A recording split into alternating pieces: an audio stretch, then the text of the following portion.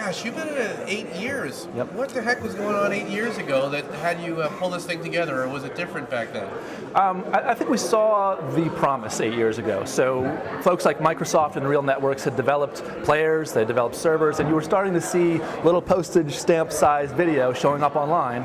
And when you looked at where broadband penetration was then, it was low. And so we saw that growing and growing quickly, and we decided that was a good time to get in and start building solutions so that when everything caught up, we'd be there.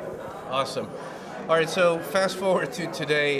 You guys, tell us a little bit just what the platform does. Sure. The platform is a software company that provides basically video publishing tools to top-tier content providers and aggregators who want to take what might be television content or studio content and make it available to consumers online.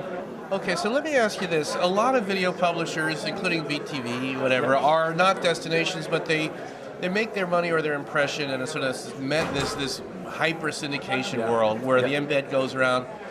What's the challenge and opportunity of having video go out on an embed, and how do you monitor that or monetize it, and how do you guys solve that issue? Yeah, that's a really good question. It's a very hot topic among most of the people we work with. And I think that the goal is decentralized access, meaning it can be embedded, it can be in a feed that is searchable, the video can go anywhere, but centralized control and monetization. And you do that by having software as a service that allows for various distribution points. So we've invested pretty heavily in making sure that our content owners can prop up their own sites, but also can do those things you're talking about, embed videos that they're managing centrally. It's not leaving their infrastructure per se, or ours, but it's living other places. And they're still managing the advertising going out against that. And the tracking is all central. Awesome. And you guys have a strategic partner, I should say owner, in Comcast, which is, great. Tell us, how that works in terms of what you're developing, or the strategic alliance in terms of product development and your growth. Sure. Well, Comcast started out as a big customer of ours, so we knew them well. We knew about their roadmaps and what they were trying to do, and there just came a point in time when they felt it was really important for them to own this sort of technology. But they did it in a really smart way, in that they allowed us to maintain independence and operate as an independent entity, which we still do today.